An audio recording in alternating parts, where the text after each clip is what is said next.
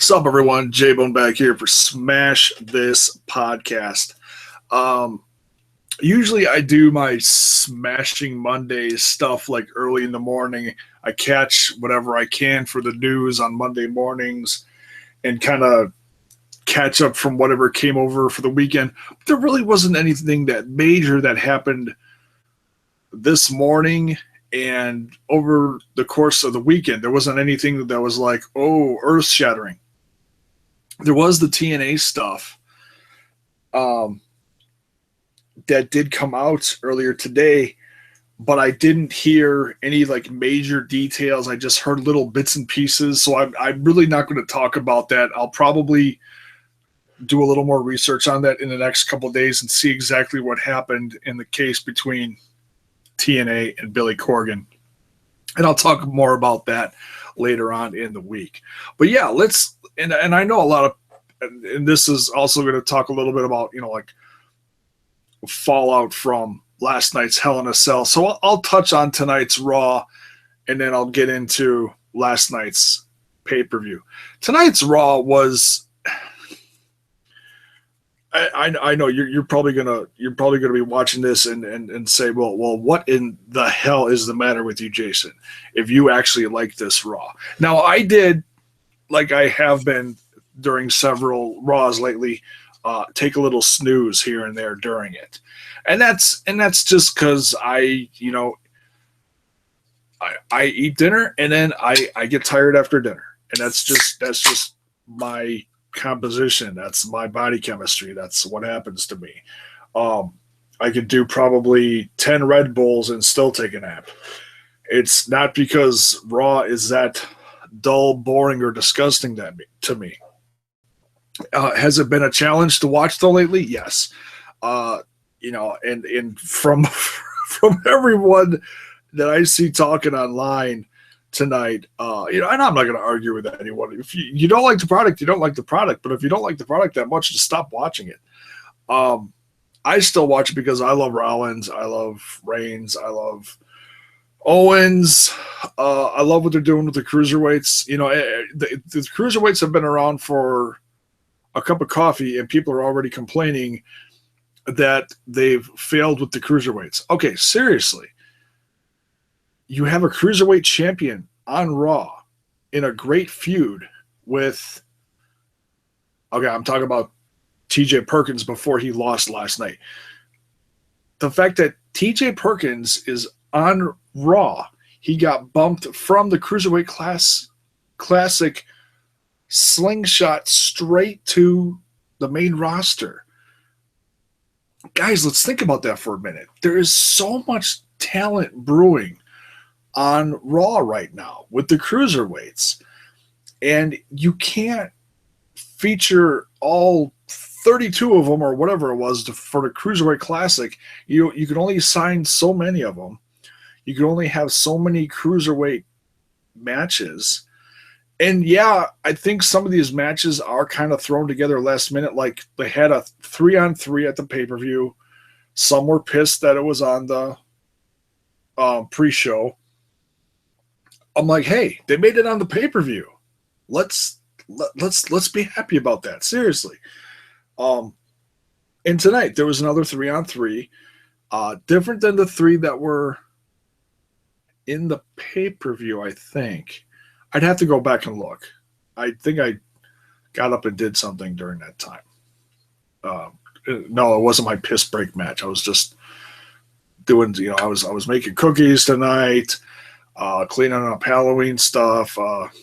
It's Halloween tonight. By the way, happy Halloween, everyone. Hope you're having a safe and happy Halloween. So I don't think, and if you don't like the cruiserweights, you don't like the cruiserweights. I can't, twist your arm and make you love the cruiserweights. Either you love them or you don't. But I don't think it's a fail. I don't think you can call it a fail. Give it a year, and let's see by next summer exactly what happens with all of them, what feuds happen, what matches stand out. Then I think you can make a solid case on whether the WWE has failed or not. I think it's way too early to tell. I sometimes tweet during the live shows, whether it be SmackDown or Raw or the pay-per-view. I haven't done a lot of that lately. I try to here and there because it helps promote your brand, your podcast, your whatever, you're you. I did tweet out earlier tonight that what Goldberg did. They started out the night great with Goldberg. I was happy about that because if you watch my stuff, I'm a Goldberg fan. I was ecstatic that Heyman came out because I was like, well, okay, Goldberg made his comeback. They had the awkward night with Brock Lesnar getting cheered, even though they tried like hell to get him to get booed in his hometown. I'm going to quote the great Eli Drake from TNA, dummy, it's which you're not going to hear me do that, but I figured that was appropriate for that. I was really happy that Heyman came out, which just made me, as soon as Heyman's music hit, or Lesnar's music hit, whatever, as soon as Heyman came out, I was on the edge of my seat. Literally on the edge of my seat. I'm like, man, just give me some small form of physical confrontation. Give me a spear. Give me a jackhammer. Give me something. But we got even more than that. We got Rusev face to face with Goldberg. I don't know if they were testing the waters with that, but honestly, from the few reactions that I noticed on Twitter, it was a positive reaction. I think fans like that. But if you're not happy about Goldberg, then you're not going to be happy about this. So,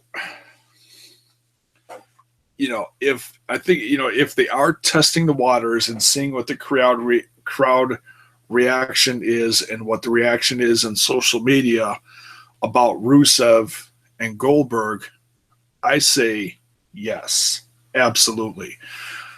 Give them a match. Give them a warm-up match.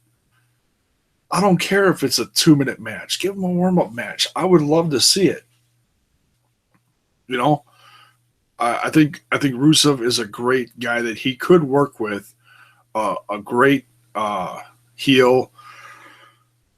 And of course, there's going to be the fans out there that sit there and say, "Oh no, why would you have Goldberg bury Rusev?" Okay, if you're thinking that way, then you're thinking that way. That's you. You sit there and say that about, John Cena buried this guy, John Cena buried that guy. Oh, now Goldberg buried this guy and this guy and this guy. No, just whatever. I don't know. I could beat that to death. I'm not going to. But overall, it was a fun Raw. I mean, this is a Halloween Raw, so there's going to be shenanigans, costumes, comedy skits. It was maybe a little too much comedy tonight, but whatever. It was what it was. How about the many faces of Papa Shango with the New Day? That was kind of funny. Survivor Series is slowly taking shape. They formed part of the. Oh, give me a second here. Oh, as the page loads. Come on. Here we go.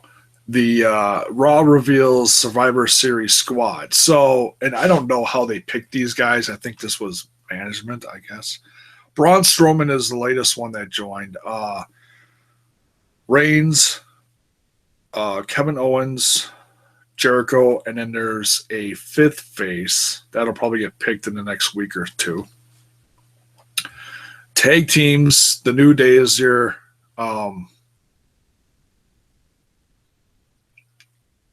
team captains, and it'll be interesting to see who gets picked with pretty much any of their tag teams. That's, that could be anyone.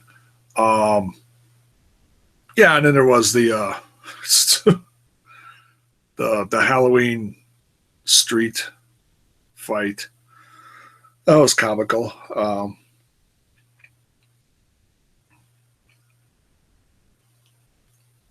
Interesting little thing between Charlotte and Bayley. And and some other matches here and there, whatever. But yeah, overall it was an okay Raw. It was, it was a Halloween Raw. So no, it's not going to be something you go, oh my God, best Raw of the year. No, it's a holiday one. So, it's like a Christmas one or a Thanksgiving one or an Easter one or whatever, they do that. Get over it. But let's get into, let's just jump into Hell in a Cell. And I'm not going to pick apart every single one because there were matches I just didn't, I wasn't that excited about. They were there. It was basically filler between the Hell in a Cell matches, which is what I was most vested in. The kickoff show match was fun, though. You had Cedric Alexander, Lince Dorado, Sin Cara defeating Tony Nese, Drew Gulak, and Arya Daivari. And, I still talk about how excited I am that Arya Daivari is part of Raw. I saw him last summer wrestling Colt Cabana at a baseball stadium for Global Force Wrestling up in Appleton, Wisconsin. One of the few guys I did not get to meet, but nonetheless still very cool.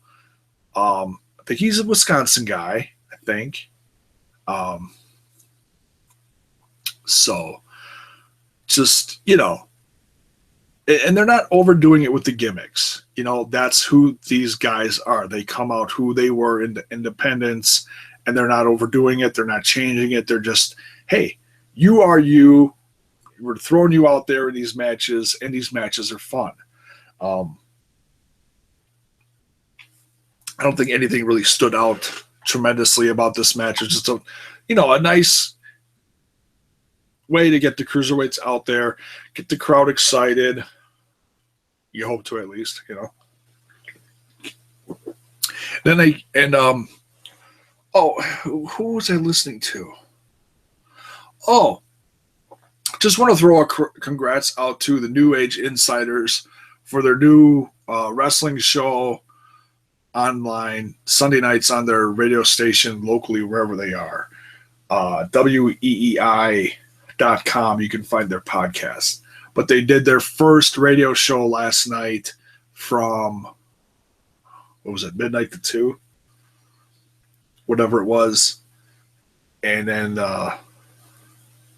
they uploaded it on their Twitter page. So I just want to say congrats to them getting their new radio show besides the podcast that they're already successful at. Awesome. And I think that was the opinion that I heard. It was either them or Taz was talking about it this morning. Something to the effect of, why didn't you have the pre-show? And I kind of said this too. Why didn't you have the pre-show with the cruiserweights and then start out the pay-per-view with the cruiserweight championship match? That way you didn't have to change the ropes 4 different times during the course of the pay-per-view. Little less hassle. Maybe they don't care about that. But, they do change the ropes every time the cruiserweights get out there. So, whatever. I don't personally care. I'm just saying it would have made maybe a little more sense. Get the cruiserweights out of the way, boom, and then have whatever. I don't know. But they started out with the United States Championship match between Roman Reigns and Rusev. The first of 3 Hell in a Cell matches. I'm not going to call it a triple main event. The main event's the last match. And I was pleasantly surprised. This match actually got really, really brutal. Really freaking brutal. Was very happy with it. Some of the, like with the chain, the use of the chain towards the end of the match, the slam on the stairs in the middle of the ring, that was some crazy stuff. and just everything else. And they didn't overdo it with the cell. There was no insane, 20-foot drop. It all just, they used the cell for this, they used the cell for that, propped something up against the cell. They didn't overdo it, but it was there and they used it. So I thought it was okay use throughout the night of the cell as the main weapon of the night. I was okay with it because I don't need to see anybody climb up to the top and fall down anymore. We saw Shane do that. I don't want to see that anymore. With the amount of injuries that have happened over the course of the last few years, yeah, I still can't believe Shane did that at Mania, but he wanted to show off for his kids or whatever. Props to you, Shane. But nonetheless, good match. And Roman retains, which I was okay with. I think most of these I got right as far as my predictions. Just a couple I didn't get right. Bayley defeating Dana Brooke was an okay match. Nothing insane. It was, like I said, some of these were filler matches. I wouldn't call this a bathroom break match because I do like both girls. It was just nothing like that ridiculously incredible about it. It was a match. So, and that one I did not have in my predictions, I don't think.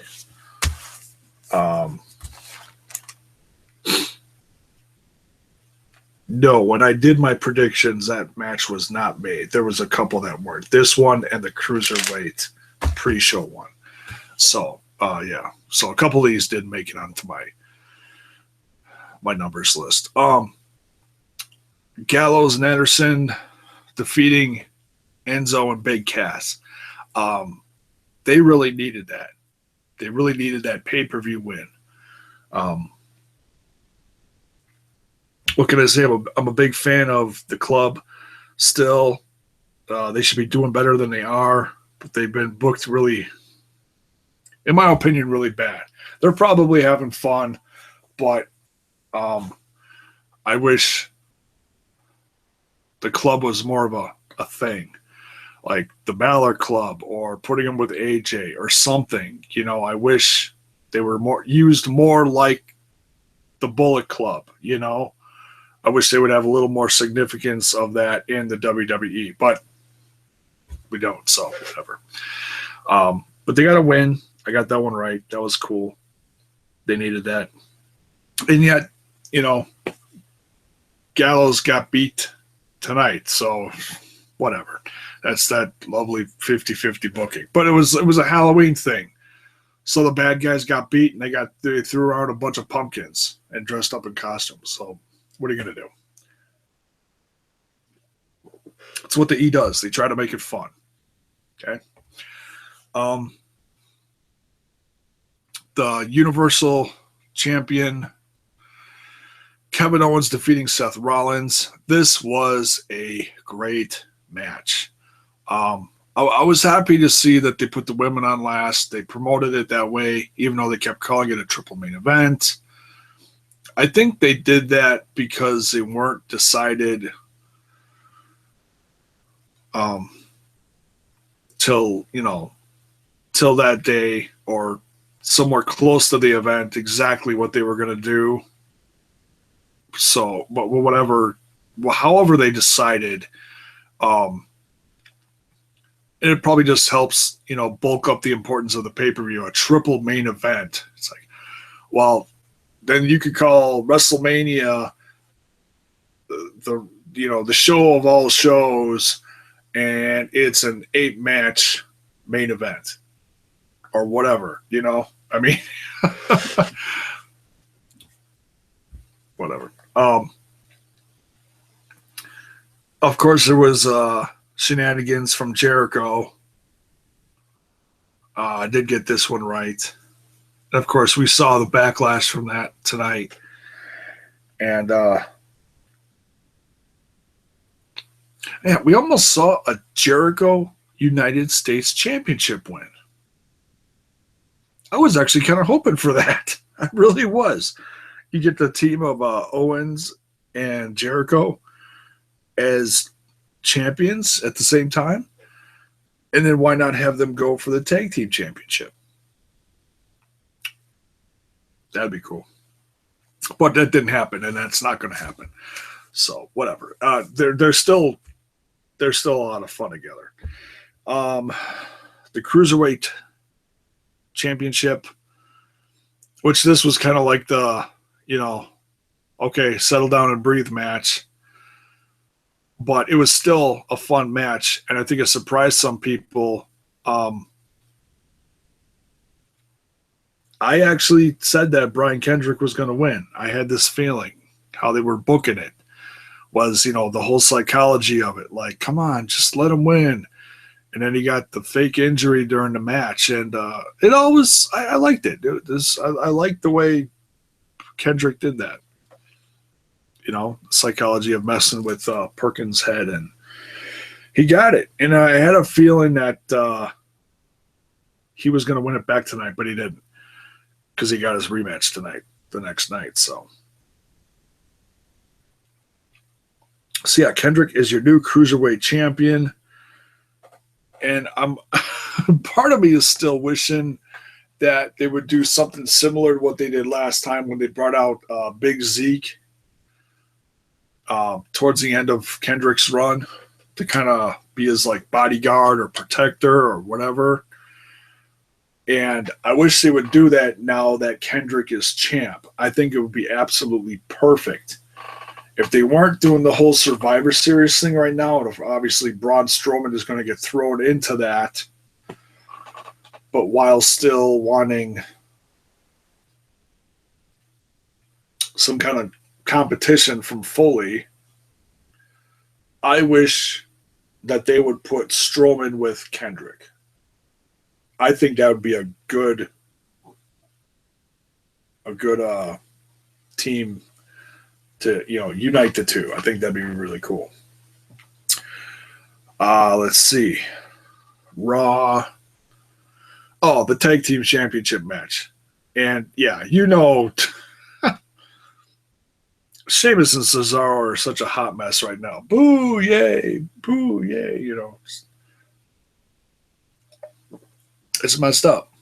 And it's just filling time till the New Day hits that record of 400. What do they have? 40 days to go, whatever it is. I think today was 434.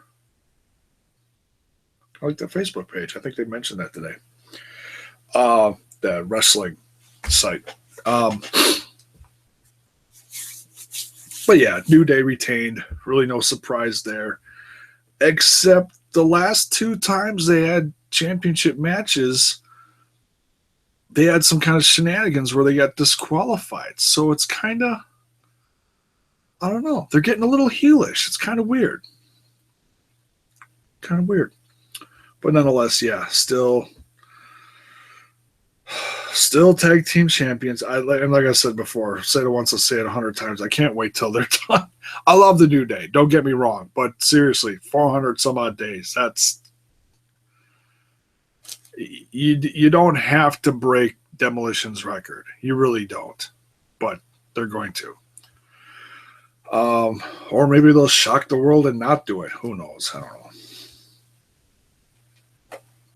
Last match, last but certainly not least, Charlotte Flair,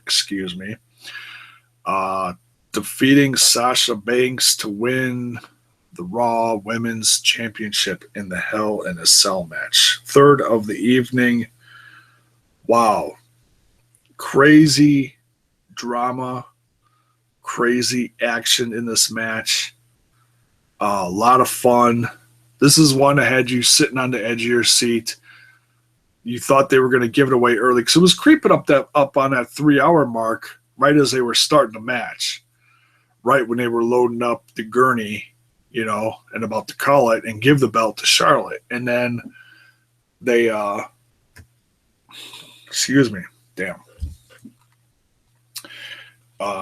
Sasha got off the gurney, ripped off the neck brace, and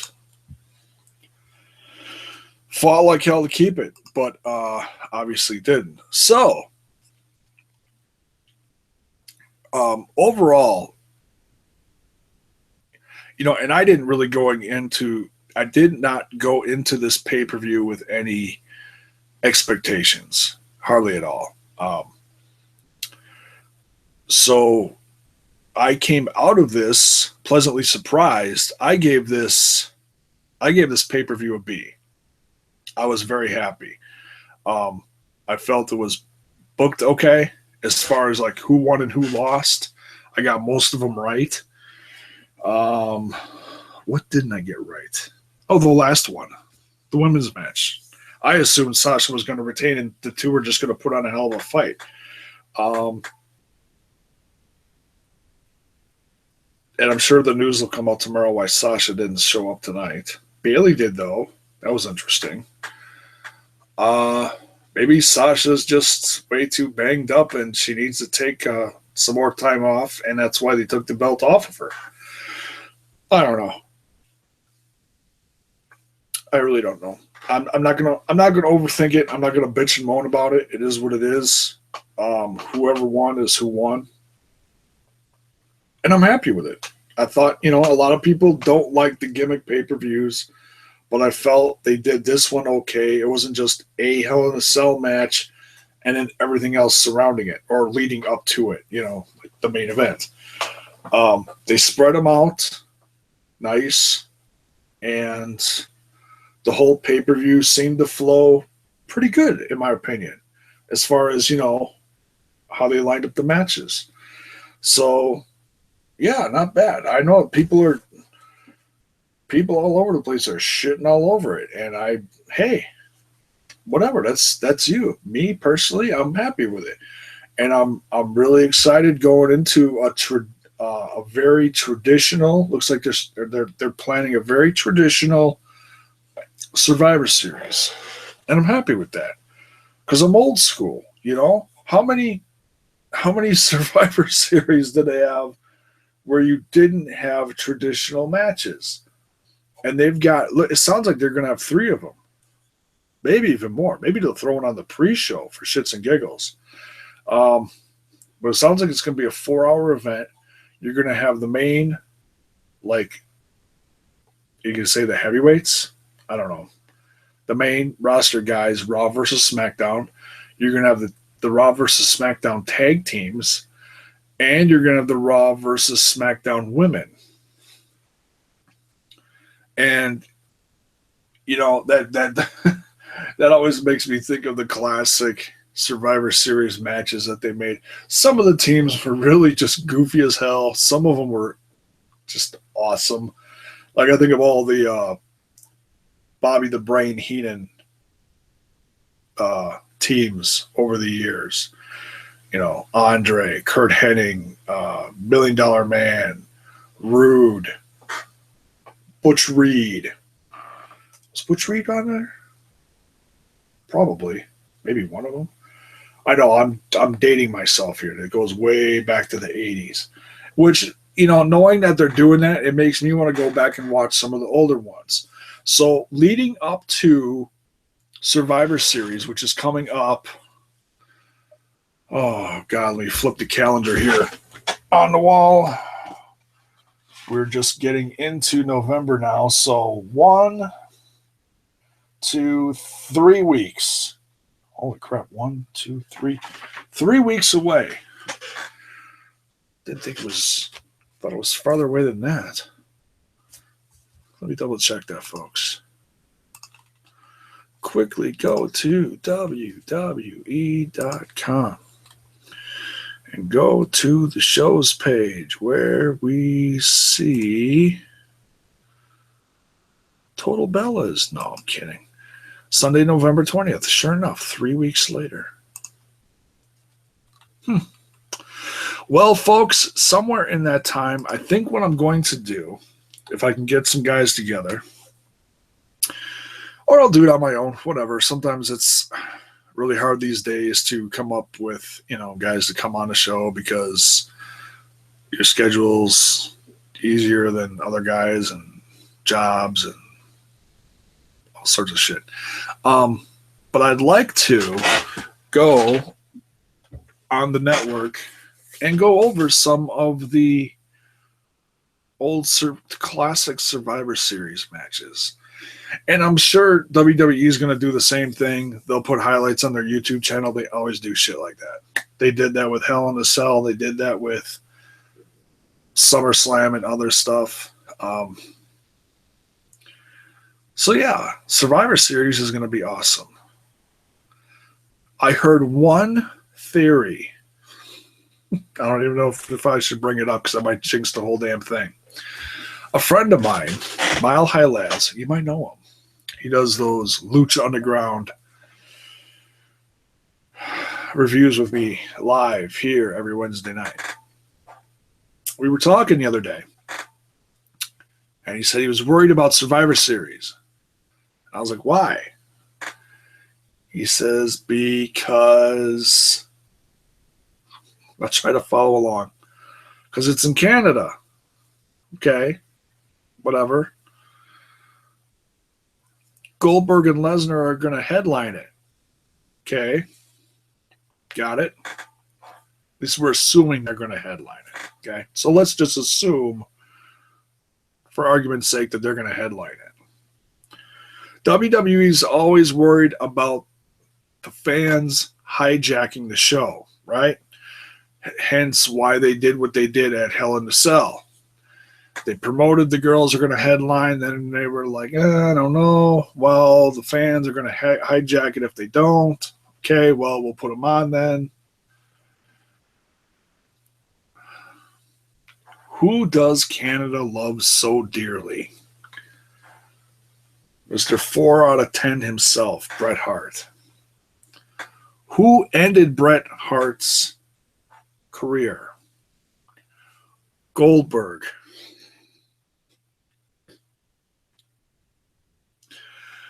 Is Canada going to remember that they hate Goldberg for that and boo the hell out of him in the main event and boo Brock Lesnar and Goldberg in the main event just like 13 years ago at WrestleMania and screw the whole ending of Survivor Series up? They both get booed. They both get pissed. They both walk out, wrecking what should be a decent 4-hour pay-per-view. Oh, Canada. All I can say is from a fellow American just south of you, please be on your best behavior that night. Okay? Love you, Canada. But damn, please don't wreck this because I'm really looking forward to this. Okay? Maybe not a ton of people are, but I am. So let's just hope this all goes really smooth 3 weeks from now. So that's going to wrap it up for this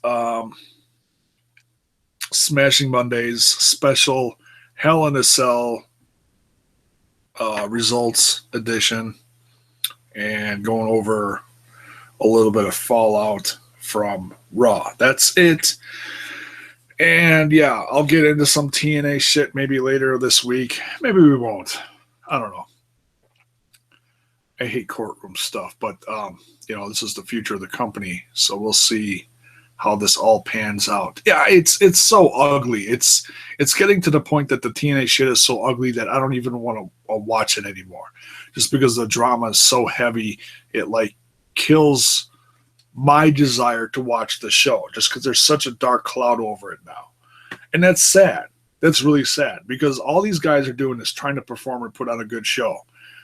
And when your head people are screwing up the company so bad, like bad politicians, it's just bad juju. Seriously, it's sad. So yeah, I might talk about that later this week. Lucha Underground, as always, Wednesday nights live. Catch it here. Usually about a half an hour after it goes off the air. Me and Mile High Laz. What else? Oh, last thing. Then I'm out of here. WWE.com, or not .com, the network. Damn, I'm tired. The network tonight after Raw, they had a new table for three. It was a Booker T, Goldust, and R-Truth. Was that really it? I'm looking. I saw the picture of the New Day on WWE.com. Funny stuff. Come on. Killing me here. Yes, Booker T, Goldust, and R-Truth. Should be interesting. I don't know what the topic is. Usually there's a subtle topic amongst all three talking about whatever. But hey, it's three veterans, so who knows? Talking about the good old days, maybe. Who knows? I don't know. But that's it for this. Thank you for joining me. I liked Hell in the Cell. You maybe didn't. If you got an opinion on it, please drop it in the comments. Would love to hear. I love talking to my fans, I ignore the trolls, but, love hearing from the fans. Let me know what you thought or how are your predictions? Anything. Talk to me. I don't care. We'll see you for the next one down the road somewhere.